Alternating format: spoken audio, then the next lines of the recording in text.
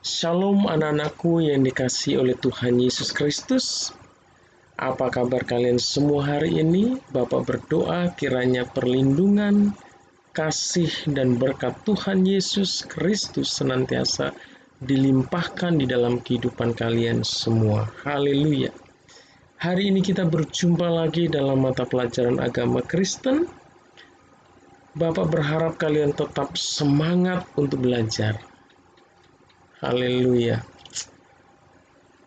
Bapak juga mau mengingatkan kalian supaya menyimak dengan sungguh-sungguh firman Tuhan yang akan Bapak sampaikan. Karena nanti Bapak akan memberikan beberapa pertanyaan yang harus kalian jawab.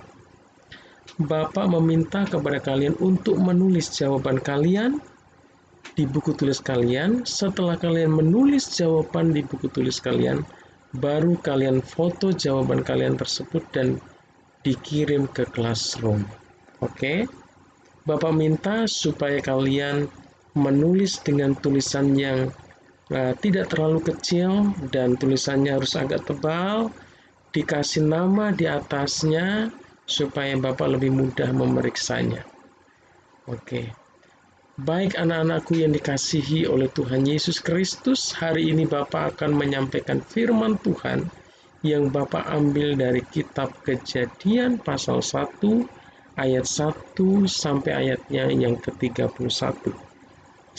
Sebelum Bapak menyampaikan firman Tuhan ini, Bapak meminta kalian membaca ayat tersebut terlebih dahulu, baru kalian kembali mengikuti penjelasan kebenaran firman Tuhan yang Bapak berikan. Bapak memberi judul renungan firman Tuhan hari ini dengan judul Kemahakuasaan Allah. Haleluya. Dalam Kamus Besar Bahasa Indonesia, kuasa berarti kemampuan atau kesanggupan untuk berbuat sesuatu. Kamus Besar Bahasa Indonesia juga menyebutkan bahwa kuasa berarti wewenang atas sesuatu atau untuk menentukan atau memerintah sesuatu. Allah kita disebut sebagai Allah yang Maha Kuasa, artinya bahwa Allah mempunyai kemampuan dan kesanggupan untuk melakukan segala sesuatu. Ia mempunyai wewenang menentukan atau memerintah segala sesuatu karena Ia adalah pencipta segala sesuatu. Allah mempunyai hak berbuat sesuatu bagi seluruh ciptaannya. Allah disebut Maha Kuasa karena kuasanya yang tidak terbatas bagi kehidupan semua makhluk ciptaannya. Tidak ada yang tidak bisa Allah lakukan. Allah mempunyai kuasa atas apa yang Dia ciptakan. Allah dapat melakukan segala sesuatu yang Ia ingin lakukan. Hanya Allah yang mengetahui awal dari segala sesuatu. Saat Ia menciptakan dunia ini dan seisinya, dan manusia tidak mengetahui akhirnya atau kapan akan berakhir dunia ini. Itu adalah kemahakuasaan Allah. Anak-anakku yang dikasihi oleh Tuhan Yesus Kristus, Allah kita adalah Allah yang Maha Kuasa, yang menciptakan langit, bumi beserta segala isinya, termasuk manusia. Allah memberi kehidupan kepada manusia dan memampukan manusia memahami bahwa Allah hadir dalam kehidupannya melalui peristiwa setiap hari. Lihatlah sekelilingmu, matahari menjadi penerang pada siang hari, serta bulan dan bintang di malam hari. Burung-burung berterbangan di udara, hujan dapat turun membasahi tanah kering. Pohon-pohon memberi kesejukan ketika udara terasa begitu terik. Kapal laut dapat berlayar di tengah laut yang tenang. Bukankah itu semuanya berasal dari Allah? Anak-anakku yang dikasihi oleh Tuhan Yesus Kristus, bumi, langit, dan laut serta isinya diciptakan oleh Allah. Allah menciptakan dunia dengan baik dan sempurna dan teratur. Di dalam kitab Kejadian pasal yang pertama ini, ya, ditulis bahwa pada hari yang pertama Allah menciptakan terang dan gelap. Dan pada hari yang kedua Allah menciptakan cakrawala atau langit. Pada hari yang ketiga Allah memisahkan tempat yang kering dan menamainya daratan, dan tempat yang berair dinamai lautan. Pada hari yang sama, yaitu pada hari yang ketiga, Allah juga menciptakan segala jenis tumbuhan yang hidup di bumi ini.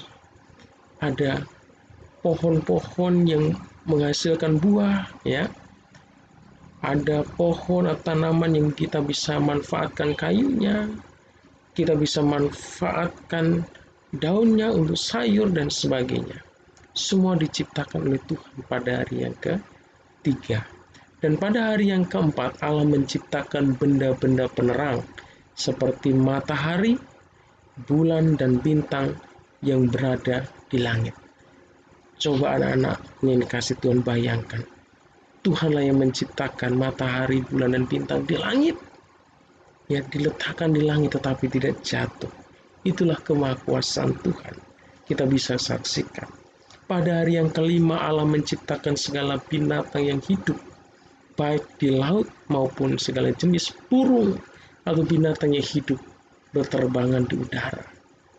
Pada hari yang keenam Allah menciptakan segala jenis binatang yang hidup di darat, ya, baik binatang yang buas, binatang yang jinak, binatang yang melata, semua Tuhan ciptakan pada hari yang ke-6. Dan pada hari yang ke-7 dan pada hari yang ke-6 pula Tuhan menciptakan manusia. Dan pada hari yang ke-7 baru Tuhan berhenti mencipta dan Dia memberkati semua ciptaannya. Dan Tuhan melihat bahwa segala yang diciptakannya itu sungguh amat baik.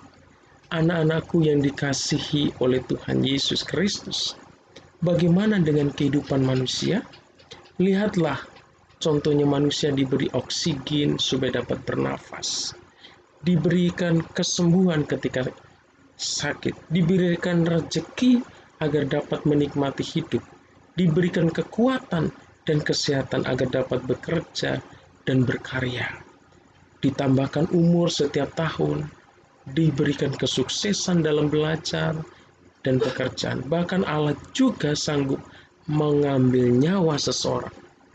Bukankah itu semua terjadi karena kemahakuasaan Allah di dalam hidup manusia? Haleluya. Anak-anakku yang dikasihi oleh Tuhan Yesus Kristus, sebelum kita lanjutkan firman Tuhan ini, Bapak mau memberikan beberapa pertanyaan, ya. Kalian jawab di buku tulis, cukup tulis jawabannya saja, ya.